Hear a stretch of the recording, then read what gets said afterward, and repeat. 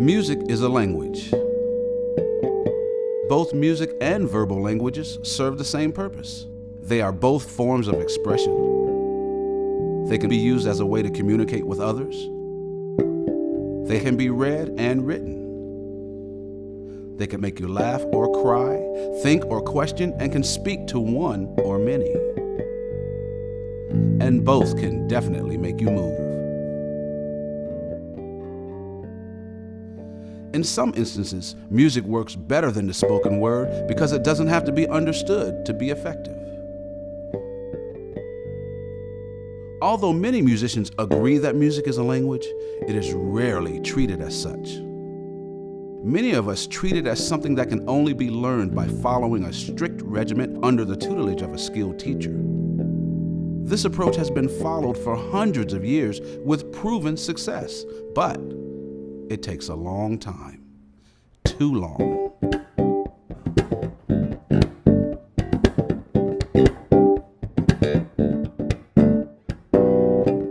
Think about the first language you learned as a child.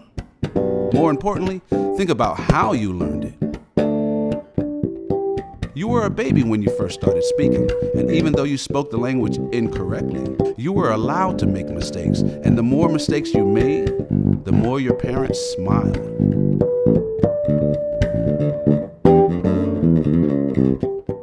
Learning to speak was not something you were sent somewhere to do only a few times a week. And the majority of the people you spoke to were not beginners. They were already proficient speakers. Imagine your parents forcing you to only speak to other babies until you were good enough to speak to them. You'd probably be an adult before you could carry on a proper conversation. To use a musical term, as a baby, you were allowed to jam with professionals.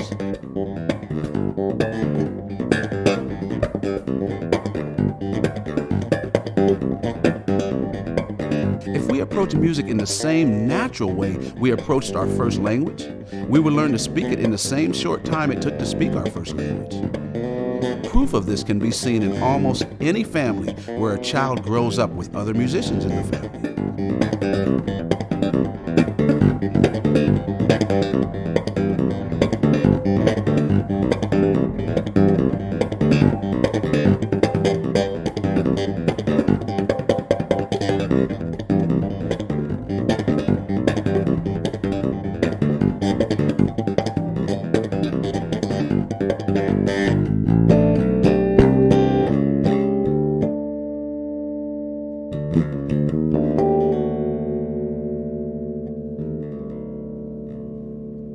Here are a few keys to follow in learning or teaching music.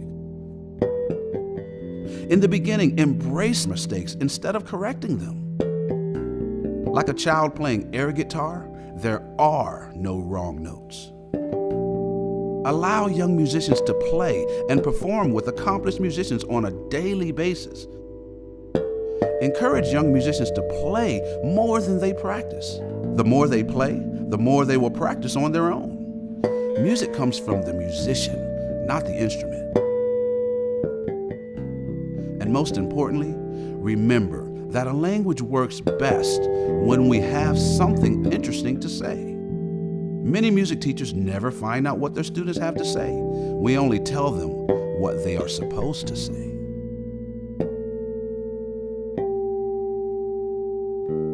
A child speaks a language for years before they even learn the alphabet. Too many rules at the onset will actually slow them down. In my eyes, the approach to music should be the same. After all, music is a language too. Listen to the record. Bass don't ever change. So who would sit here for an hour and do this?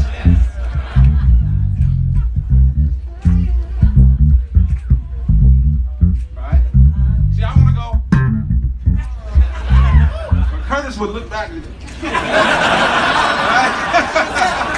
that ain't in the song, right? Yeah, and if I did By the third time, you're gone, right? By the third time, you quit listening to me and you're in it. That's the power of playing simple, right? And repetitive, because it doesn't take long for people to get it, right? If I start going, hear how quiet you are now? Because you're listening. Listening is cool, but Maya Angelou said, people won't remember what you said, they won't remember what you did, they'll remember how you made them feel. Music is no different. If I can catch you or hit you, grab you by feeling, right? I got you. Then I can make you listen. I can pull you to where the other cool stuff is. But feeling is where it's at, because you're born with feeling, you'll die with feeling. Feeling doesn't have to be learned. Feeling is another universal language, like love, hate, jealousy. Nobody hasn't learned that. That's not cultural dependent. We feel everywhere all the time. So when you can reach someone with feeling, you can play less techniques, right? And you end up playing more music. That's why B.B. King, that's why if B.B. King was in a guitar competition by today's standard, he wouldn't even place, right? How much theory you know, what chords. B.B. King has played the same 5 notes for 60 years, 70 years, right? But your grandparents and your grandkids will all know B.B. King's name. Your mom and your kids won't know. We just lost last Easter Allen Holdsworth. Amazing. But your mom don't know who Allen Holdsworth is. And neither will your kids, but everyone will know B.B. King. Figure out why. And then play like that. Right? You get it right away. Today we're going to talk about how to be a better improviser. This is one of the easiest things you can do. If you think about what improvising means, it means making it up, getting to do what you want, getting to play anything you want. A baby can do this. The thing that makes it harder for us adults or us slightly older people is that we think we have to do it right. And having to do it right can make things difficult. But if you take right or wrong out of the picture and just do it, you'll realize, wow, I'm improvising every moment of every day. I'm a professional at this. We just have to apply that concept to music. So let's do that right now. Let's say I set up a groove in the key of G major. I already have one in a looping pedal, and we're going to improvise over it, okay? Which means I can play whatever I want. But here's the problem. Us music teachers, we tell you that you have to play the right notes. Well, we're wrong. You don't have to play the right notes. Really, the coolest notes are the notes that aren't in the key.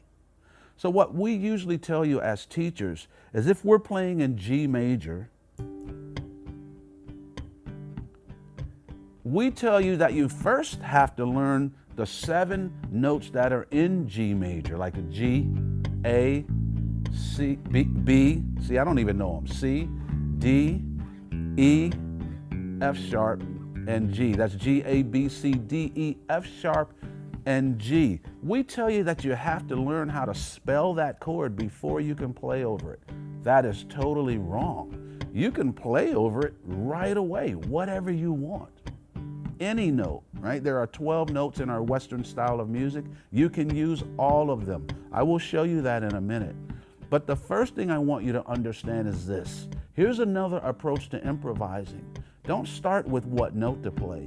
Start with rhythm, okay? If you think about dancing to this, we're not dancing to the key of this groove. We're not dancing to the key of the song. Oh, what key is this? G major? Oh, that's my key. I got to get up and get my groove on.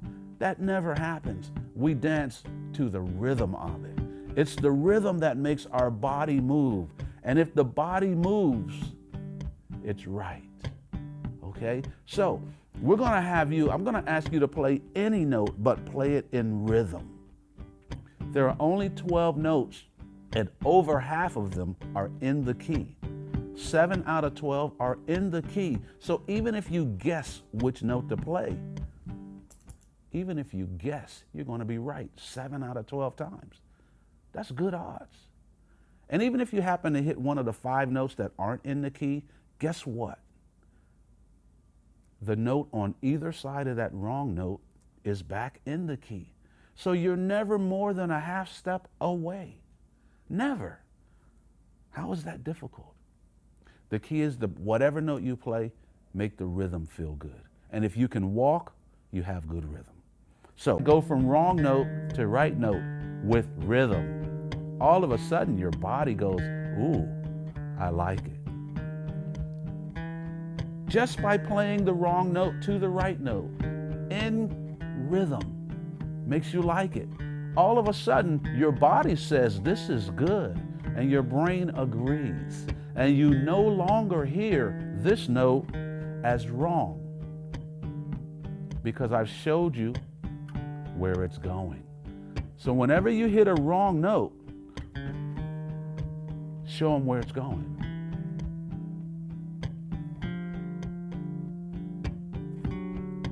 And now we're back.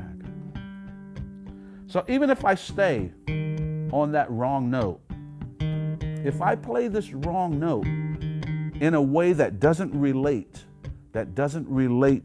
to the music, now I'm playing it in a rhythmic way that relates to the music. And all of a sudden now your body starts to feel the note. And when you feel it, you accept it a little bit better. Now, if I just take this note and show you where it's going, even your brain accepts it.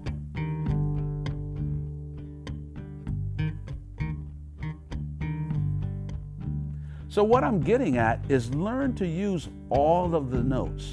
You don't have to start by learning what the right notes are. Your ear and your body will tell you which notes are right to you.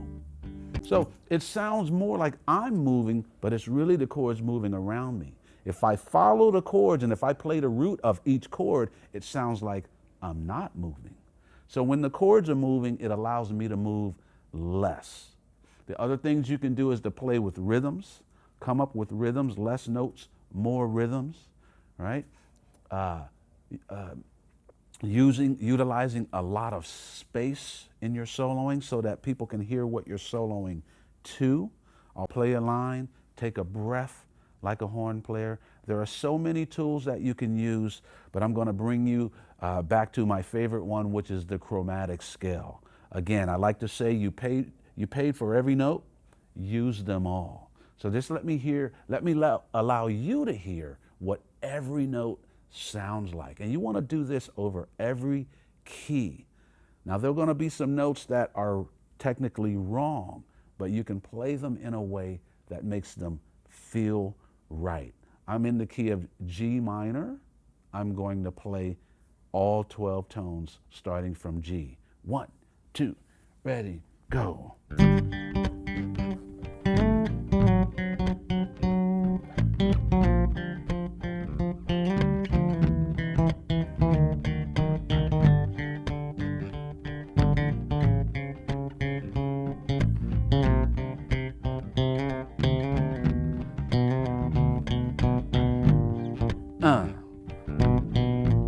If there's a note that really rubs wrong, most people run away from it. I stay with it.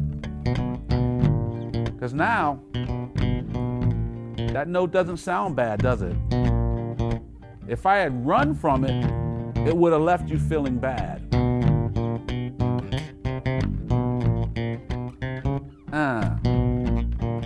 Remember, that was the bad note. Sounds good now.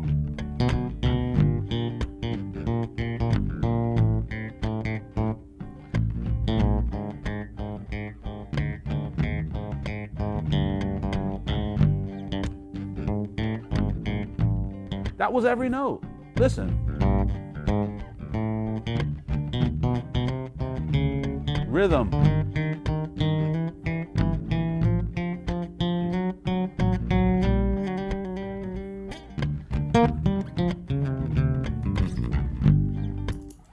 So explore all the notes, but use them with feel. Make sure that when you're using a note, it fits the groove of the song, and you make it feel right. Then the person's body feels the note, and if it feels right, even if the pitch is wrong, the brain will accept it. I hope that helps. Different ways of improving your improvising. Don't be afraid off every note. Thank you for listening.